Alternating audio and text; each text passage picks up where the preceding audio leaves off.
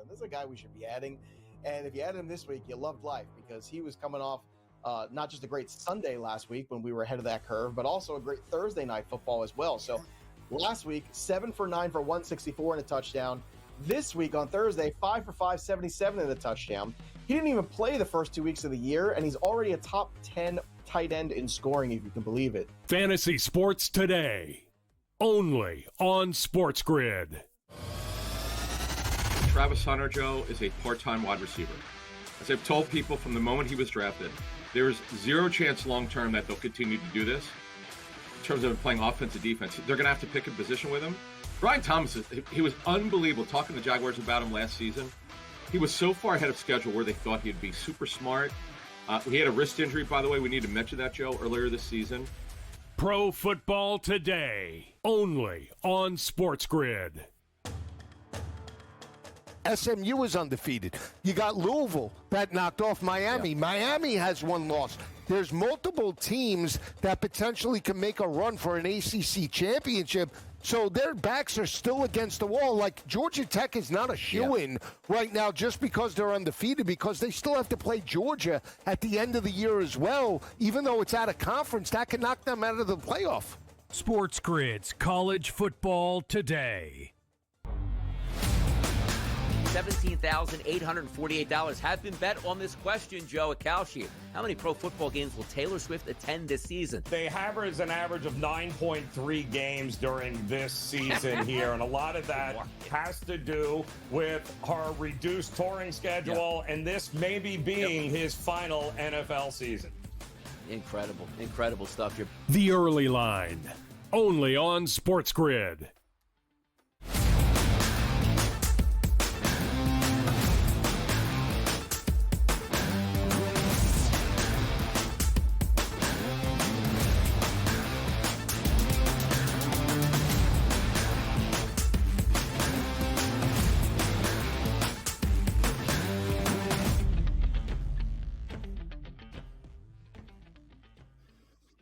Time to rise and shine and rise and grind this morning on a beautiful Thursday right here on the Sports Grid Network. You know the drill, 7 to 9 a.m., Monday through Friday. Donnie Rightside and Joe Ranieri, we got you covered on all the hottest topics, which includes, how about a Thursday night football game, Lamar Jackson back on the gridiron? How about last night, a pivotal game number 5 in Los Angeles? Young rookie pitcher versus the veteran. The rookie pitcher got the best of the Los Angeles Dodgers. We'll get to that and much, much more today. I love this, Joe, because now we're over Hump Day Wednesday. It's Thursday. Tomorrow's a Football Friday, and away we go. And also, the month of November on the horizon. You boy DRS, Joe Ranieri, we're ready.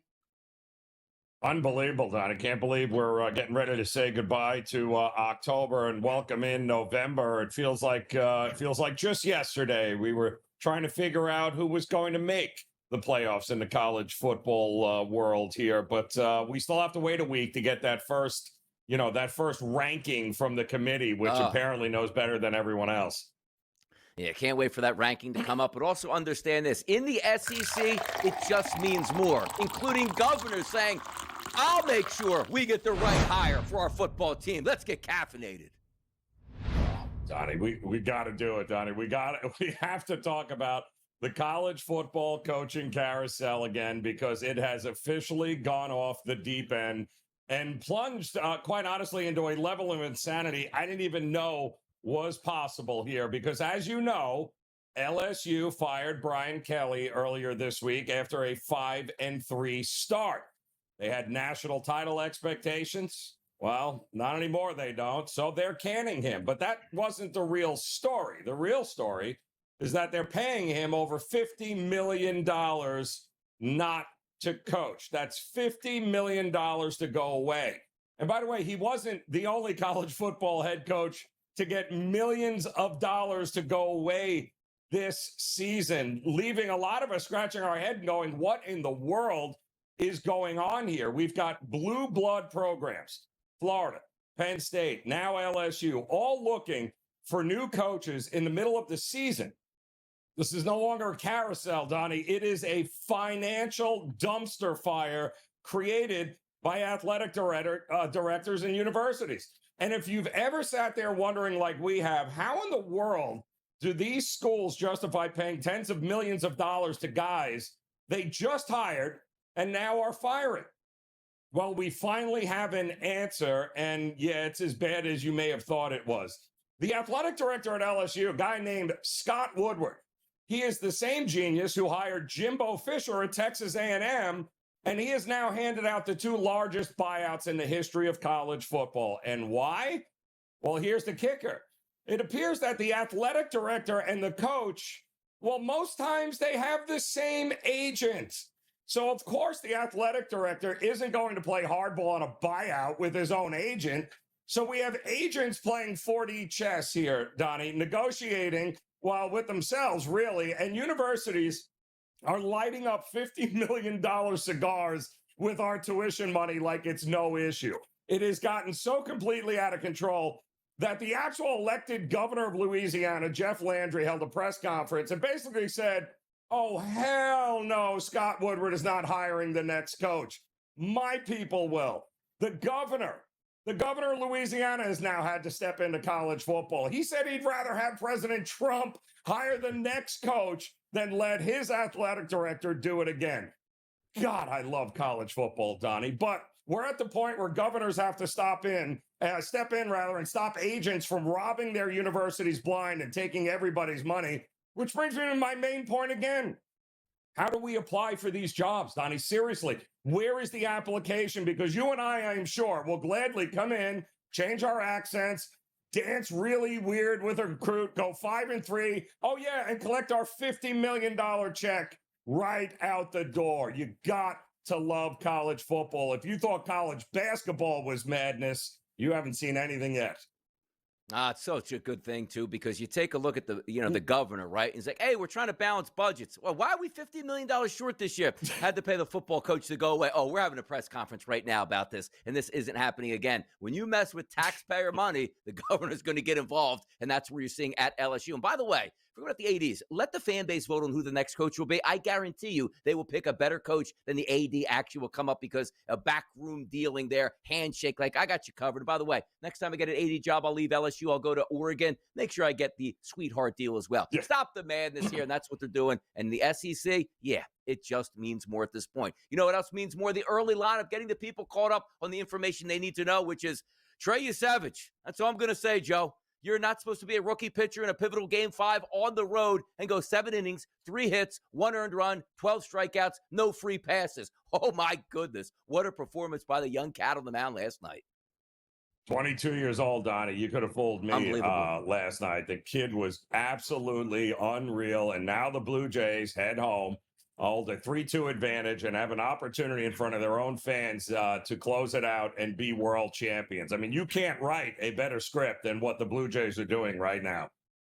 How about this script here you can write? How about a great defensive end, Aiden Hutchinson, shatters his leg last year, comes back and performs on the field, and they go, you know what? We trust you. 4 years, $180 million with $141 million guaranteed. Hutch, he's paid. Worth every penny. Donnie, the 2 things that you do not grow on trees when it comes to the NFL are quarterbacks and guys who can get to the quarterback. And nobody is better than he is, and will likely be that way for a very, very long time. So kudos for Detroit locking him up and making him a Lion forever. How about Cam Scatterbo there? Realized that it was suffered an open tibia fracture and a ruptured ligament, had surgery, and by the way, was already back at the facility, wheeling around yesterday, trying to get back onto the football field. He's a wild man. It's going to take some time, but it looks like this thing can get cleaned up, and he could be back next year. No harm, no foul. Would love to see it. Yeah, anybody that's ever played football, Donnie, there is always a Cam Scatterbo on the team, man. The dude is just wired differently. Like, honestly, you could get hit by a car, run into a wall. He could be like, he'd still show up. He'd still be at the gym, still be at the facility, still wanting to play. He's just built a little bit differently than most people. Go Tigers. Who used to say that? Ed Orgeron. Why? He won a national championship at LSU. He would probably look like a good coach right now for LSU. And he says, I'm only a phone call away. I'll hop right in that truck and get down there. It's a good thing that the governor is going to be making the next decision for LSU here and not the athletic director. Although, quite honestly, if I'm Ed Ogeron, I want the athletic director to sign me because that guarantees me in 1 year, if you fire me, I'm walking away with $50 million. So there's something to be said for that. And also something to be said about an athletic director. That means you direct the athletic department. You make the decisions here. You pay out the money. And the governor's telling you, I don't want you anywhere around the next hire. Why would he still be the AD anyway down there at LSU? Because they all have the same 5 agents. That's it. There's only 5 agents that represent athletic directors and all of the head coaches in college football. That's it. All 5. Congratulations there. Maybe we should be agents, Donnie. Maybe that's the way to go. That is the way to go. Guaranteed 3% of those big paychecks, regardless of what you're doing or not. That sounds like the perfect deal. And also, good to have an agent as you get a job as a manager in Major League Baseball. Hey, Derek Shelton, welcome to the party. Hired by the Twins. You'll be fired in 2 years. Get that big payout, though. A couple years in your back pocket. Yep, get ready to lose to the Yankees every season from here on out. Congrats, though. Should be a fun ride, though. You got to be in it to win it, Donnie. Like there are only a few good managerial positions. Like when you take the job for the Twins, you know you're getting fired. Like, hey, I'm going to be the manager of the Pirates. You know you're getting fired as well. It's crazy time out there. And how about this? Melo back in the news with Phil Jackson. Unfixable scenario. Yeah, Phil, unless you have the best player in the history of the planet, turns out you're not that good of a coach or a GM. How about that? Carmelo Anthony, what a shock. Carmelo's a issue in the locker room and an organization. Who'd have thunk it, Donnie? Who'd have thunk it? I mean, Phil Jackson had Shaq, had Kobe, and Michael Jordan. I mean, you talk about blessed, goes to the Knicks and ruins that franchise. Why? He didn't have those 3 great Hall of Fame players here. More topics coming up next on the early line.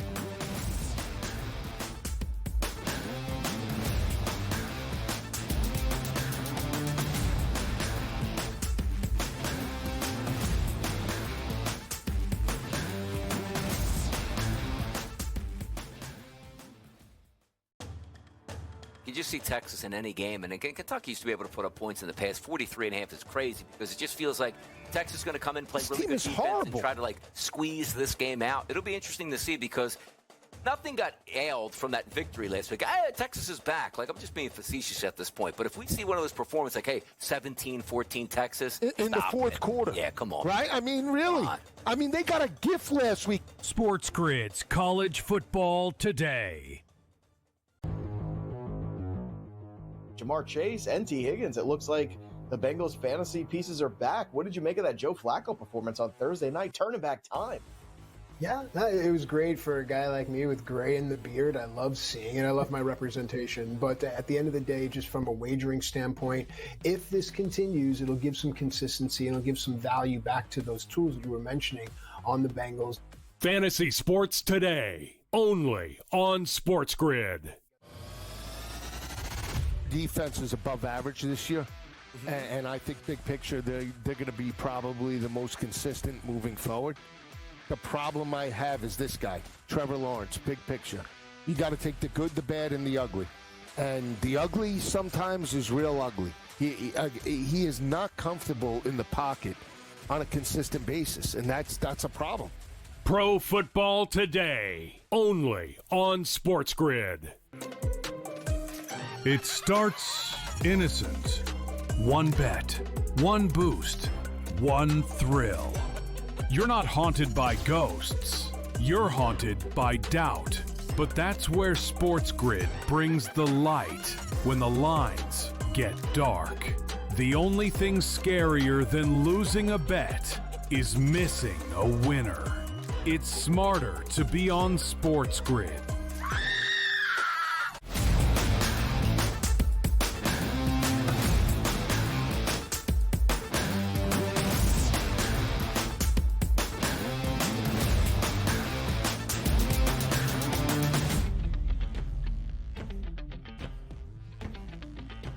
Are you ready for some football on a Thursday night live from South Florida? That's the Miami Dolphins. They're going to take on the Baltimore Ravens. Both of these teams, technically record-wise, Joe, not going anywhere. Now, the prognosis for the Dolphins season is they aren't going anywhere. But the Baltimore Ravens getting healthy at the right time, and it coincides with the Pittsburgh Steelers losing streak, which gives them optimism on possibly winning their division. But tonight, Lamar Jackson back under center to take on Tua Tagovailoa, and the spread, Joe. minus 8.5 at the opening numbers. It's down to 7.5. Still is a favorite towards the Baltimore Ravens. And a total, we're expecting points. That look-ahead line, 48.5. Lamar is going to be the starter. Bumps up to 50.5 and 51.5, depending on where you're shopping at, Joe. Let's start here with the game itself. Lamar Jackson is back. How are we feeling about the Ravens' prospects?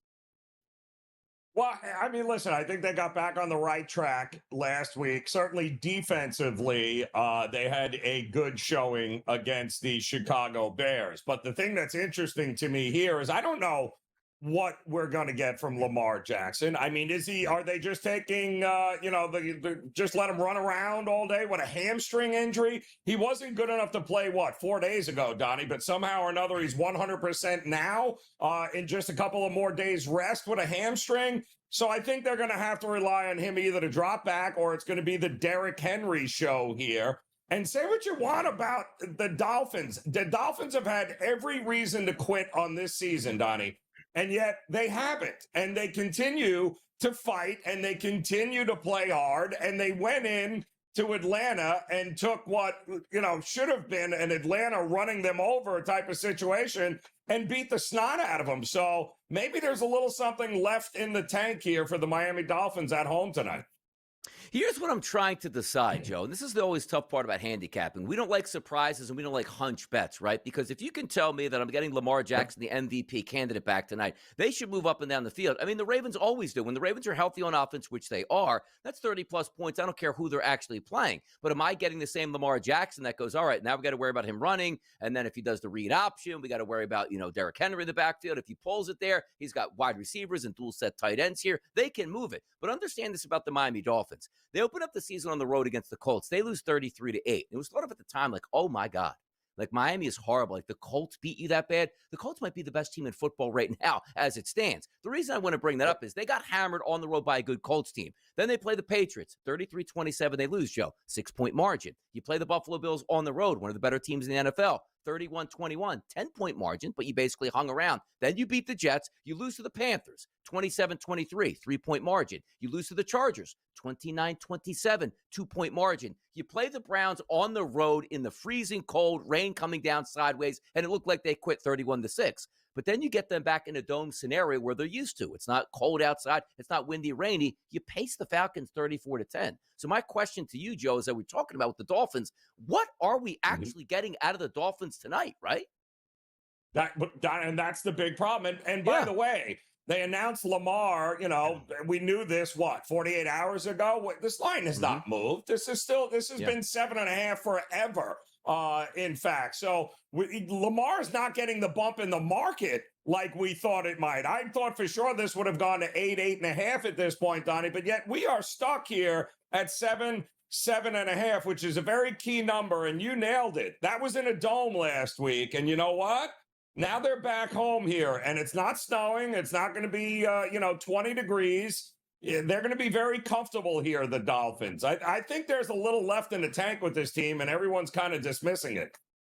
Yeah, usually for me, like my modus operandi on Thursday night is actually you take the home team or no team, try to build a scenario around. You take the 7.5 points. If not, you go look for prop bets there. Early in the week with Lamar Jackson back, I'm like, yeah, Baltimore should thump Miami because they're a bad football team. But something sort of holds me back because, again, it's a short work week, and I just don't know what I'm getting out of Lamar Jackson. Like, if Lamar had played against the Bears on Sunday and looked good and he's going to play again, like, okay, he's got a game under his belt. But you know as well as I do, when you're dealing with you got to win by over a touchdown, one simple pass can throw off your spread. Like, Donnie, what do you mean? He probably threw the ball 30 times. Hey, look at that. Zay Flowers is wide open for a 65-yard touchdown, airmails him. You don't get that touchdown, it turns into a punt. That's a big deal with close to a double-digit spread, as you're probably going to be looking at towards game time. But if we focus, Joe, on the quarterbacks themselves, Tua Tagovailoa, 217.5 as a passing prop. Lamar Jackson, 233.5 as a passing prop. Lamar should be able to get that number. But again, we're dealing with a quarterback that's coming back off several weeks on a short work week this week when all you're looking to do as a Baltimore Raven is win this football game and go away. If I had a couple more games for Lamar Jackson,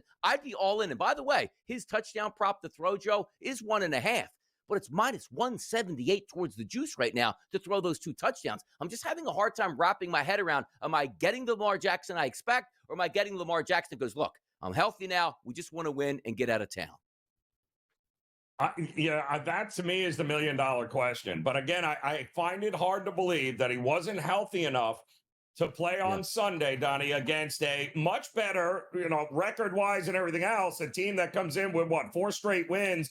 The Bears were rolling, and he wasn't good enough to play in that game, but he's 4 days later somehow 100% with a hamstring injury to play against the Dolphins. Yeah. I'm not buying it. I think he will be. I think there will be rust that you're going to have to deal with early on in this game. And B, if I'm the Ravens, I'm doing what I usually do. Just go ahead and run Derrick Henry, and let's see if the Dolphins can stop the run, and that'll open up the passing game later on. Yeah, it makes some sense, too, because the rushing yards is where you're going to key. And I do think Derrick Henry has a good performance, but also you have to, Derrick Henry ran on Sunday, right? And now he's going to run on Thursday. And he's not exactly a 22-year-old running back. And also, the bigger picture is, do we run him into the ground, or do we give a little bit more handoffs there to Keaton Mitchell? But understand this, Lamar Jackson is listed at 35.5. This is either going to be a brilliant under, was I knew he wasn't going to run 4 times, 21 yards, and that's it.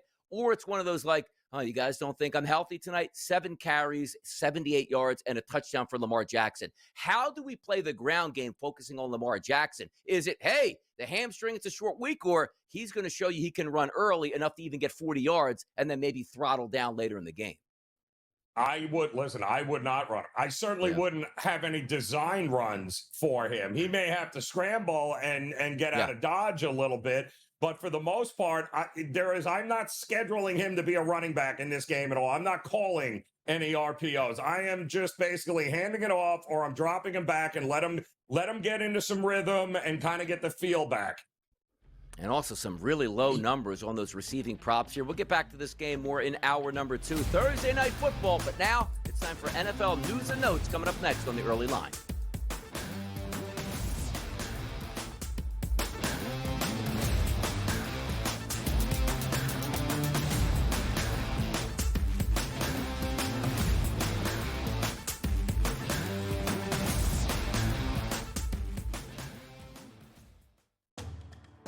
You just see Texas in any game, and again, Kentucky used to be able to put up points in the past. 43.5 is crazy because it just feels like Texas is going to come in, play really good defense, and try to squeeze this game out. It'll be interesting to see because nothing got ailed from that victory last week.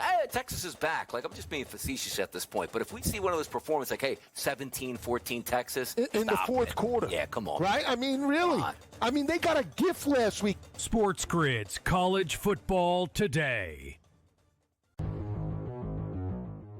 Jamar Chase and T. Higgins. It looks like the Bengals fantasy pieces are back. What did you make of that Joe Flacco performance on Thursday night? Turning back time. Yeah, it was great for a guy like me with gray in the beard. I love seeing it. I love my representation. But at the end of the day, just from a wagering standpoint, if this continues, it'll give some consistency and it'll give some value back to those tools that you were mentioning on the Bengals. Fantasy Sports Today, only on SportsGrid. Defense is above average this year, and I think big picture they're going to be probably the most consistent moving forward. The problem I have is this guy, Trevor Lawrence, big picture. You got to take the good, the bad, and the ugly. And the ugly sometimes is real ugly. He is not comfortable in the pocket on a consistent basis, and that's a problem. Pro Football Today, only on SportsGrid. It starts innocent. One bet, one boost, one thrill. You're not haunted by ghosts. You're haunted by doubt. But that's where SportsGrid brings the light when the lines get dark.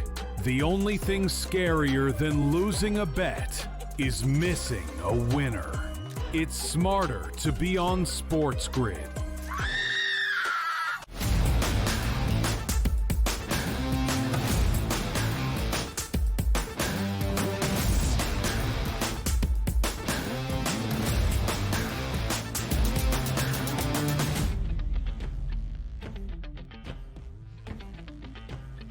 On Halloween Eve, Thursday Night Football. Yes, we are going to certainly break that game down and much more, figuring out where Lamar Jackson is going to be. And also, Joe, it's Mischief Night here in the Northeast. By the way, where you grew up, again, in the Northeast, did you have Mischief Night?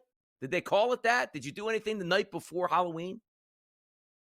We did, Donnie. I don't remember that we called it mischief night, but Yeah, it was different mostly like what we would have done on a Tuesday night, which is probably getting into a whole lot of trouble we shouldn't have been in. So, but we just did it dressed up, so it was a less chance of getting caught, Donnie. Yes, good times in the Northeast.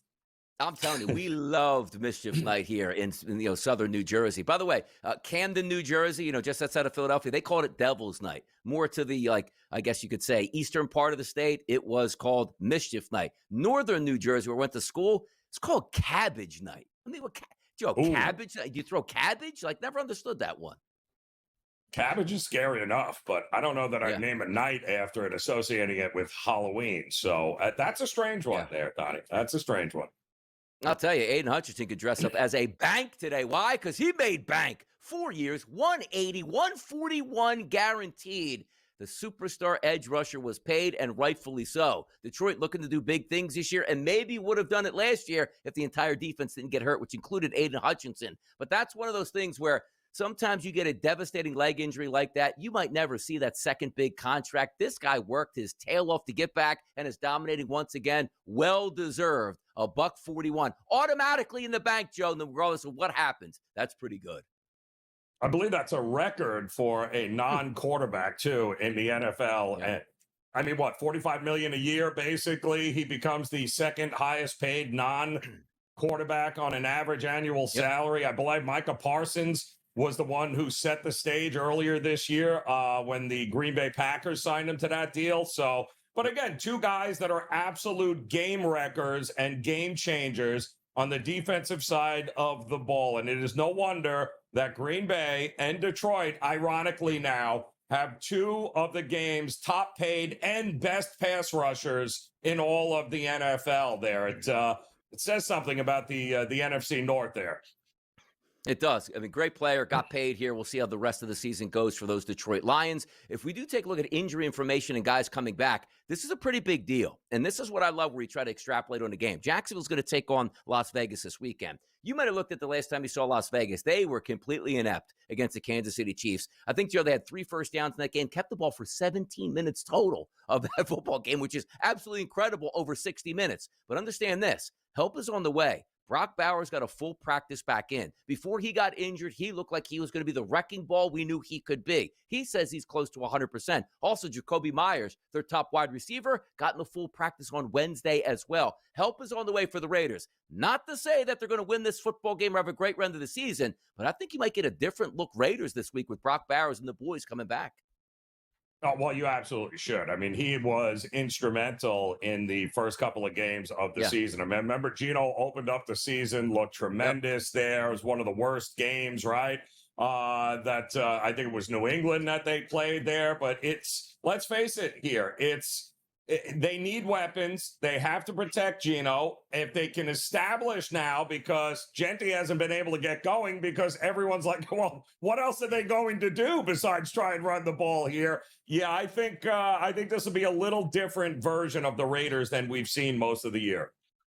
Sometimes it feels like you're just cursed. Hey, Jaden Daniels is coming back. Awesome. We can win. Oh, by the way, Terry McLaurin came back, had a pretty good first half. Now he's down with a quad injury that they tried to play off as the game was out of reach. We just rested him. This guy showed up to camp injured, got a big deal, and then just played injured the entire season and now re-injures a quad, which took him weeks to come back from. We might not see Terry McLaurin again this season. Devastating blow for the Commanders who made it to the NFC Championship game last year.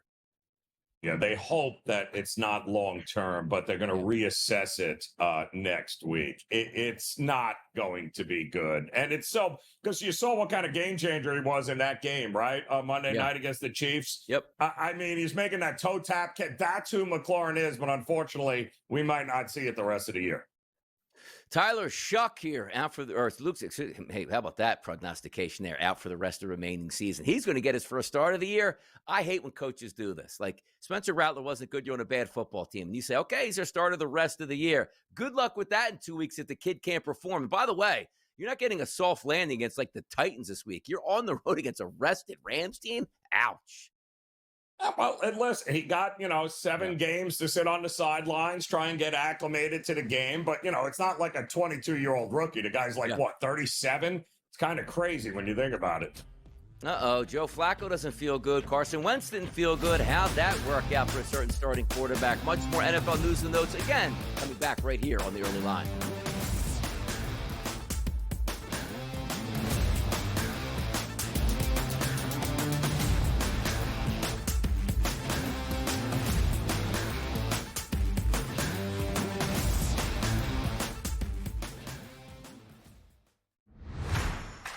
They got to go win and execute, and they can't be inconsistent. And that's the thing. It's like Ohio State, Indiana, Oregon, really consistent. And then who is that fourth question mark? And there's been inconsistencies throughout. Hey, Michigan goes out to the West Coast and gets manhandled, and then they come back and then they win. Like, who's the consistent one that is the fourth? The Bobby Carpenter Show, only on SportsGrid. We're going to have bet tracking for the first time. If you have a FanDuel account, you'll be able to track your bet on the Prime Video games. And tonight, if you are part of the ESPN Mega Content Service, we understand from an organization called Antenna that 2 million people at least have the ESPN Mega Content or Limited service. You will be able to track your bets also on tonight's NBA coverage. So this is the beginning of a major new era for basketball on television. Newswire, only on SportsGrid. Like Marchand said, they're all a bunch of dirtballs, so I fit in with them. You know what I mean? Remember, like, the Phillies baseball team, like, with Kroc and Dykstra and all those guys? Like, yeah, they're just a bunch of dirtballs, right? And that's what the Panthers are. They're all the same. Like, they're all like to drink. They're all tough. They're all dirty in the corner. You know what I mean? They'll all do whatever it takes to win, but that's why they've won 2 cups in a row. In-game live, only on SportsGrid.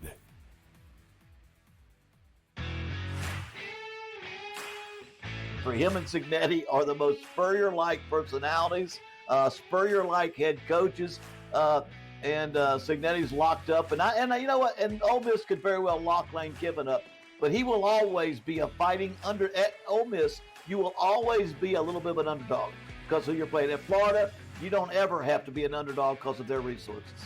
The Bowden Blitz, only on SportsGrid.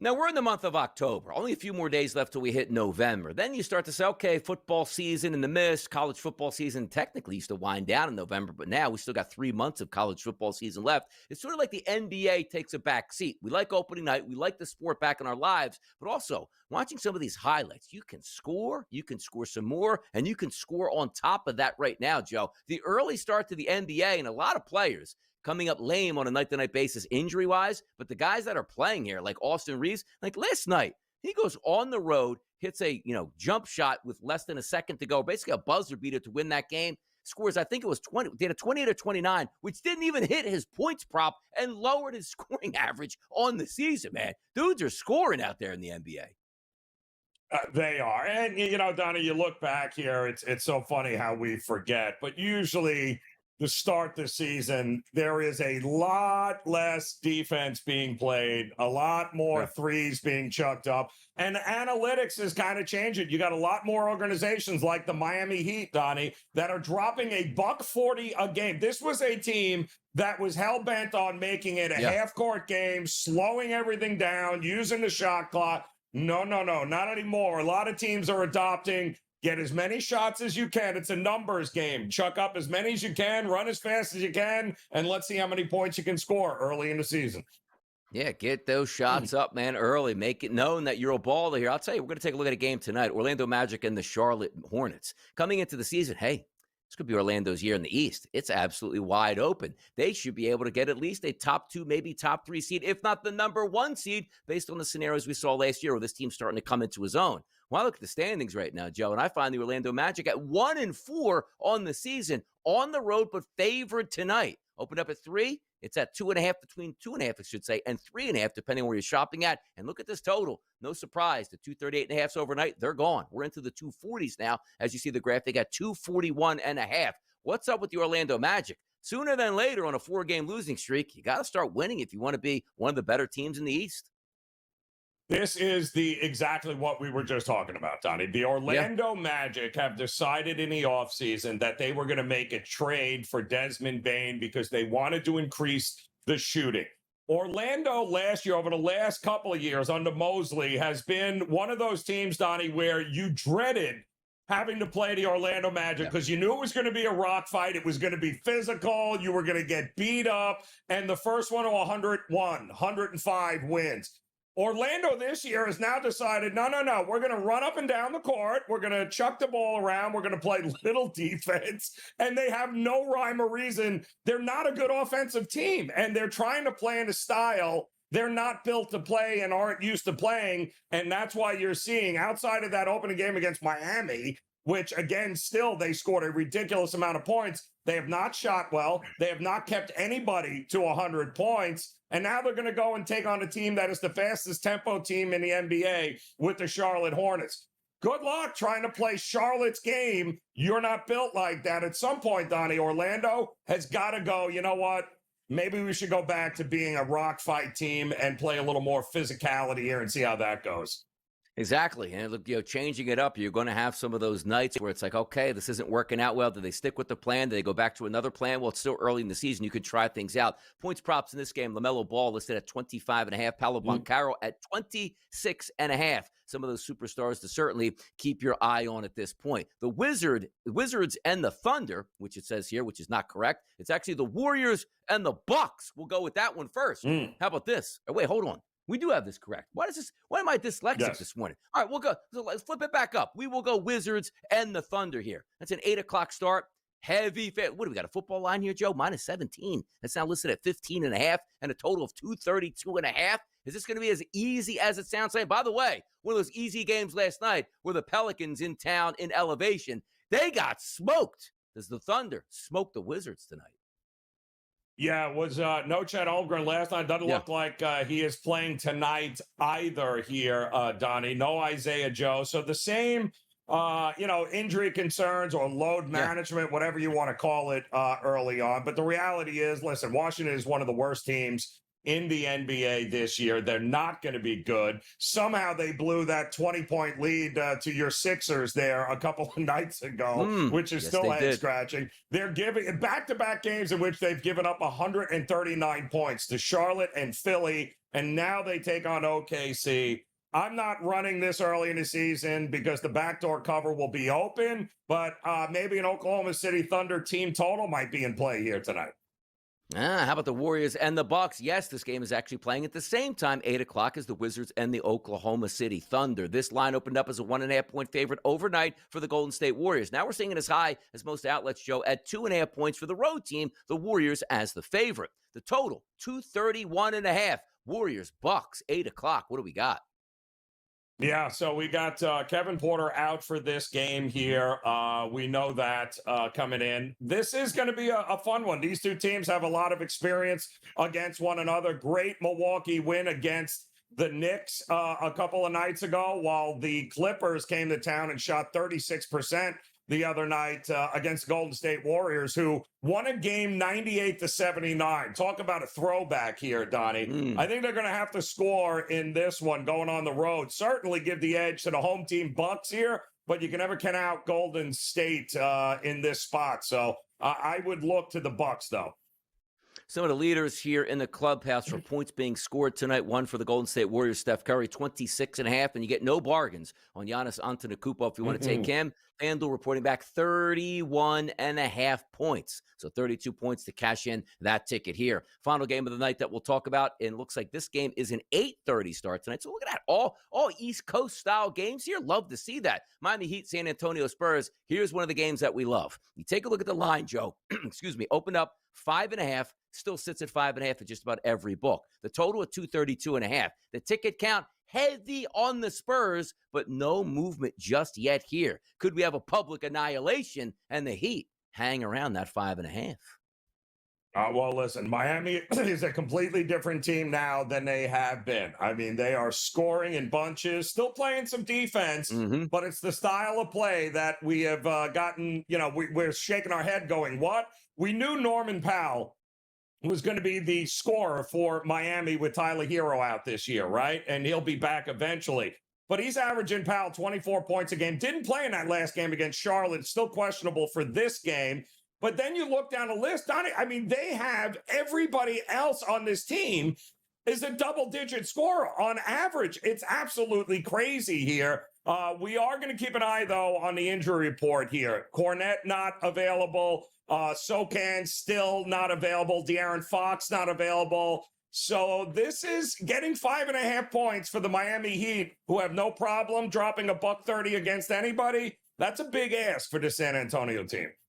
Yeah, take a look tonight, too. Some of the leaders, again, Victor Wembanyama, who's already looks like he's coming into his own, certainly as an MVP candidate. He's listed at 28.5 points tonight. But also, we talk about some of those throwback type situations. It used to be the Miami Heat also were a slower team, tempo-wise. 232.5 listed in this game. Look at all of these games tonight. And it's so funny that we have the evolution of the NBA season. You have 232.5. 232.5, 231.5, and 241.5. And then as you get towards closer to the playoffs, those numbers start to shrink. And then in the playoffs, you're down in the low teens in the 200s, like 211.5, 212.5. It's fun, but also these inflated prices, you're going to get those same inflated prices on those prop bets there. You get to score like, hey, what'd your guys score last night? 28. I didn't hit my player prop last night. Tough going, Joe, in the early stages to try to get a grip on exactly how some of these games are going to go. Well, yeah, there's the clear tempo chasers here in the NBA. Then there are some of the older experienced teams like the Clippers, like the Golden State Warriors, who are in no rush to run up and down the court. So pick your spots. The NBA is always about scheduling, and the Spurs have a couple of days off before this game. Miami just played the other night. And how about my Philadelphia 76ers? Not playing tonight, but will be playing tomorrow against the Boston Celtics that they already upended on night one to open up. The perfect Sixers stay perfect tomorrow night. We'll find out. But we got more action talk, which includes spread lines you need to know about.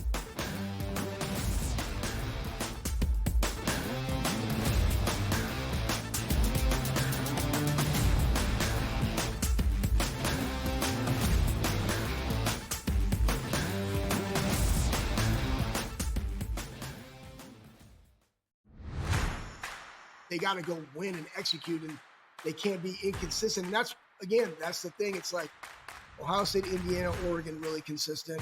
And then who is that fourth question mark? And there's been inconsistencies throughout. Hey, Michigan goes out to the West Coast and gets manhandled, and then they come back and then they win. Like, who's the consistent one that is the fourth? The Bobby Carpenter Show, only on SportsGrid.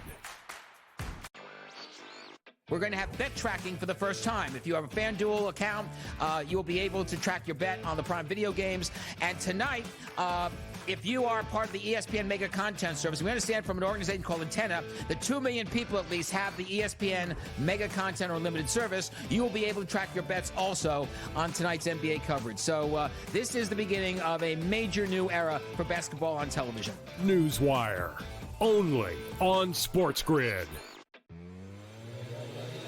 Like Marchand said, they're all a bunch of dirtballs, so I fit in with them. You know what I mean? Remember, like, the Phillies baseball team, like, with Kroc and Dykstra and all those guys? Like, yeah, they're just a bunch of dirtballs, right? And that's what the Panthers are. They're all the same. Like, they're all like to drink. They're all tough. They're all dirty in the corner. You know what I mean? They'll all do whatever it takes to win, but that's why they've won 2 cups in a row. In-game live, only on SportsGrid.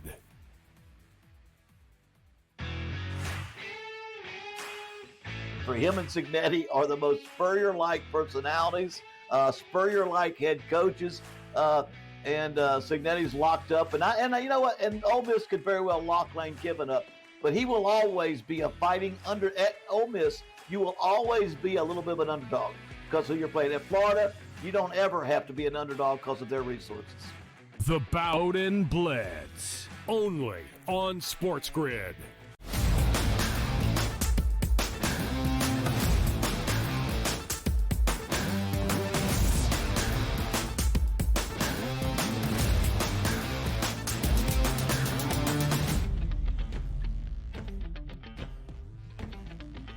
Spread lines on a Thursday morning, the information you need to know on a spread and also a headline of some of these games in certain situations. Sometimes we take a look at tonight's games, tomorrow night's games, or over the weekend, and we're going to start right here with tonight. College football action, 7:30 p.m. Eastern. It's Tulane versus UTSA. This line opened up at 5.5 points, still staying at 5.5 points across the board. The total, that's listed at 54.5. College football on a Thursday night, Joe Ranieri, Tulane, UTSA. What's the spread line here? We told you about this game on Monday, Donnie. I said, keep an eye on it because this could very well be a pros versus Joe's game here because you're right. We saw open up at 5.5, but very quickly on Monday afternoon, that was bet down to 3.5, Donnie, which is where it sat for a couple of days. So we saw a ton of sharp money come in on UTSA. But what do we see now, Donnie? We tell everybody later in the week, the betting limits increase at sports books. And what happens? The bigger bets start to roll in. And what we're seeing now, Donnie, is back to 5.5, back to even 6s in some spots we're starting to get. So this is one of those classic. The public is not running to the window on Monday looking to bet UTSA and Tulane. They're still not looking to bet them until before kickoff. But right now, we have competing thoughts here and competing groups. One loved UTSA at the start at -5, and now we have another group that's come in and said, yeah, we love Tulane even more and has this thing higher than it's been since the open. So keep an eye on this one. If you like UTSA, bet it now. If you like Tulane, I would wait until kickoff to see if you get any buyback.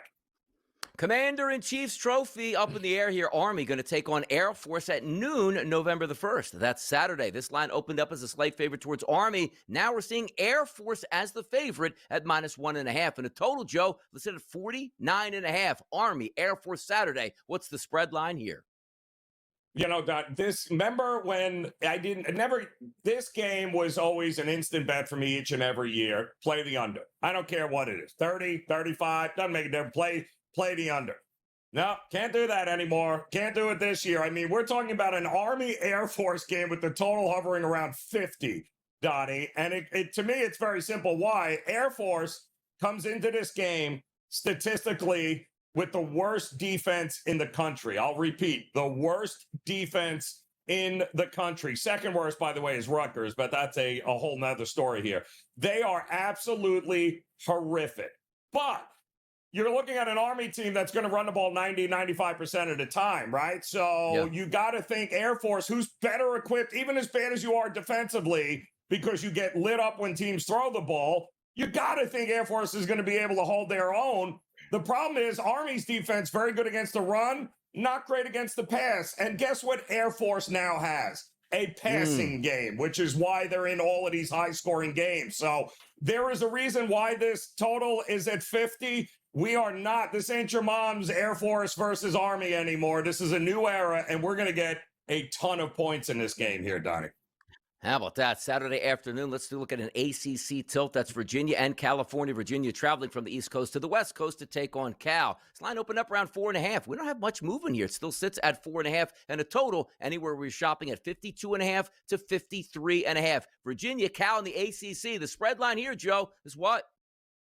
Well, you know, poor Cal, man, when you look at him, Donnie, right? This is a team here that they're very good as an underdog and as a favorite, not so good. But you have a Virginia team that is now laying points on the road. And Virginia, if anybody caught that North Carolina-Virginia game last week, Donnie, it was head-scratching. Virginia's out here dropping 40 points with nobody's business on teams like Florida State, and they got no problem moving the ball. They couldn't do anything against that North Carolina defense. Now they got to go on the road and lay these kinds of points here.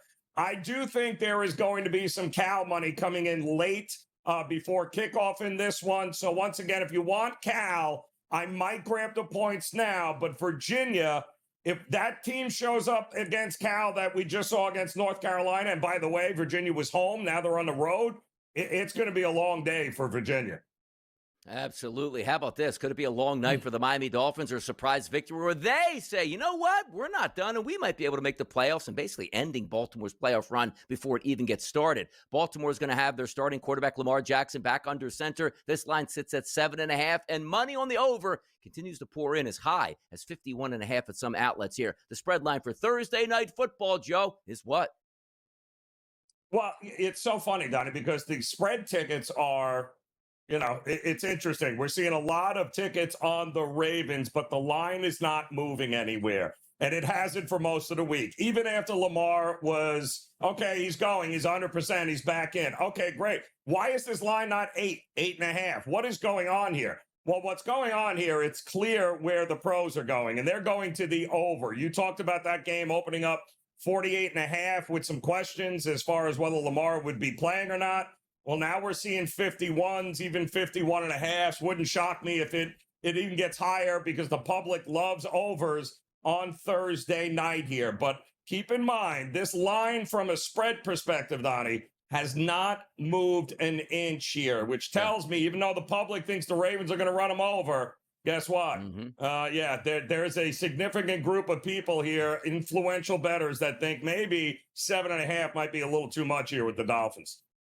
Baseball giving us one of the better World Series we've seen here. We're headed to Game 6 and a possible Game 7, which would take place, I believe, on Saturday night in Toronto. But Friday night at 8 o'clock, Yamamoto, Mr. Complete Game, goes up against Kevin Gausman. And once again, the Dodgers are a favorite, anywhere between minus 140 to minus 154, depending on where you're shopping at, and a total of 7.5. It's never too early to talk game number 6 of the World Series with the Toronto Blue Jays with the hammer looking to clinch the World Series tomorrow night. What's the spread line for this one?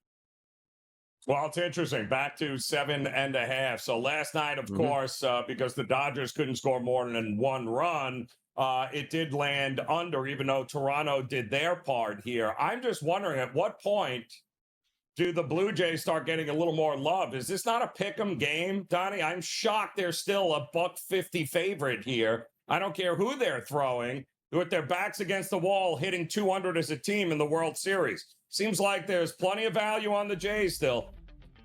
Yeah, let's take a look again under the microscope. That game last night that's seen an unbelievable pitching performance by a youngster. We'll be right back.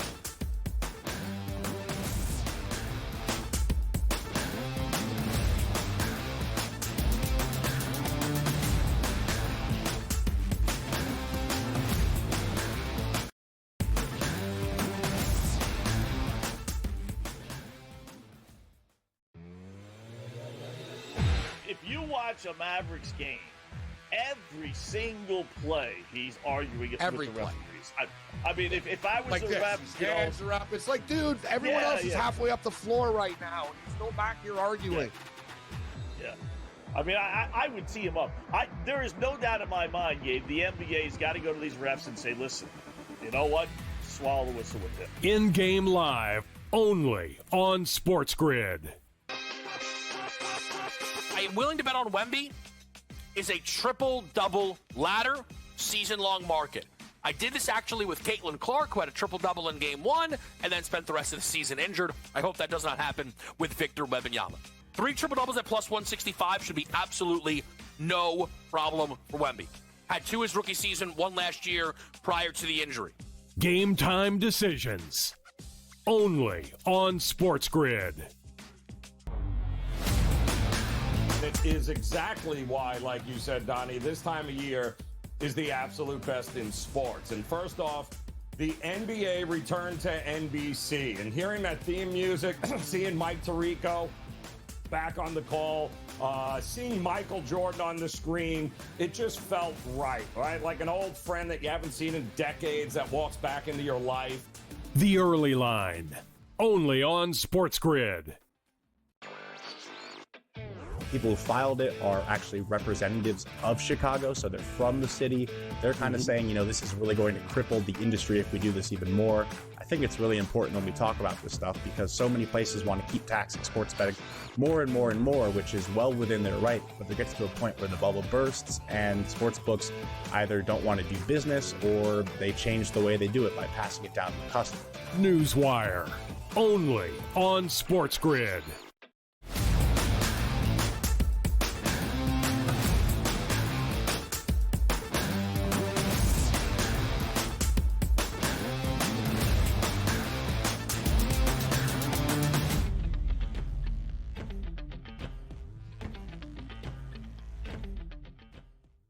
Joe and Erie, Donnie right side here. What you're watching in the World Series, this is why you have to play the games, not on paper, but on the field. Coming into the series, the Dodgers, heavy favorite. The Dodgers absolutely destroying everything in their path since the month of September, which included some really good playoff teams and some with the best record in baseball, like the Milwaukee Brewers. Now you find yourself down 3-2 as the Dodgers. But how did we get here? Every single night you're throwing dominant pitchers for the Los Angeles Dodgers on a high-priced lineup 1 through 9, which you'll be able to walk through, I don't know, in as little as 5 games and win the World Series themselves. They find themselves down 3-2. And last night, case in point, Blake Snell, been there, done that, dominant pitcher in Major League Baseball, going up against a rookie that was brought up late in the season just to, hey, we need a spot start here or there. Well, that kid last night, Trey Savage, was absolutely filthy in the biggest moment you could possibly be there. Joe, when I take a look at a World Series game last night, and I said, you know what? I take the Dodgers on the run line, -1.5 plus 100. At least I didn't lay the -205 or 210 because that would have been double bad.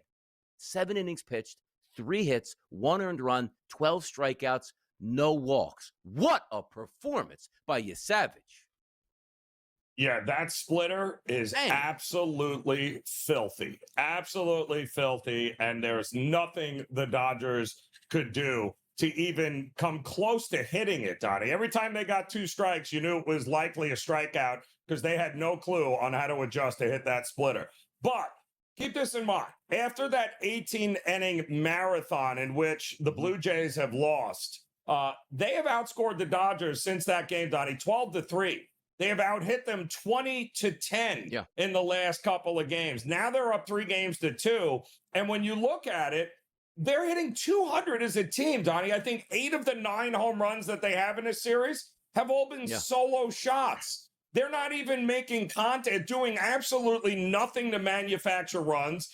All of a sudden now it's been home run or bust for the Dodgers. And give Savage all the credit in the world, but this goes from the game 1 to where we are now. So is the pitching of Toronto, did we underestimate it? Or are the Dodgers going into a funk at the absolute worst time offensively? Yeah, here's Toronto manager John Schneider after the game talking about how good Savage was yesterday. Hey, John, just to start, what do you make of what Trey did on the mound today?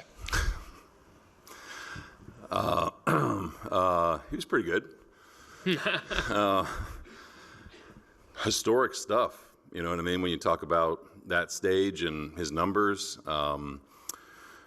getting ahead of a lot of hitters, tons of swing and miss, you know, it's one thing to be in the zone, and it's another thing to be in the zone and get some swing and miss. So slider and split were electric. You know, I said it before the game, it's a different pitcher when he has his stuff. You know, game 1 didn't have a feel for his split, so kind of blown away at what he did. Absolutely fantastic. I don't think anybody in their wildest dreams would think he'd go out there and throw 12 strikeouts in a pivotal Game 5 on the road, and how much was at stake. And also talking about this, Trey Savage made $57,000 in Major League Baseball this year. The lineup for the Los Angeles Dodgers, $148 million this year. Sometimes it's not all about the money. It's being in that moment and absolutely being filthy. And by the way, I did see him talking about warming up before the game where, you know, the bullpen's out by the crowd where they were just giving it to him. It's like, you know what, man, this is awesome stuff. Let me go out here and wheel and deal and send these guys home unhappy. What a performance, man. Yeah, it was fantastic. But, give him credit. But the Dodgers have scored 4 runs in the last 29 innings.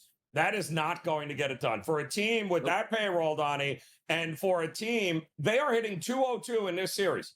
7 of the 8 home runs, nobody on. So they're hitting solo home runs compared to when you look at what the Blue Jays are doing. They're not striking out. They're not swinging and missing. They're making the Dodgers play defense. And I'll say it again. How does a team who is battling for advantage and an opportunity to close out this game throw 4 wild pitches in 1 inning, Donnie? 4 wild pitches last night for the Dodgers. Both. This is a team that should have been a $2 favorite. Like, what are we doing here? 3 straight games of being a $2 favorite, only winning one of those games now goes on the road. And they are favored once again to win game number 6. But if you're putting the odds in this perspective of the Toronto Blue Jays, they got 2 games at home. They just got to win 1 game. All the pressure mounting now on the Los Angeles Dodgers. And talking about some of that pressure mounting in the World Series, Shohei Ohtani batting .400 with 3 home runs and 5 RBI. The rest of the Dodgers, Joe, 194. That's team launch angle, as I like to say. It's either all or nothing with the Dodgers, and right now, it's nothing.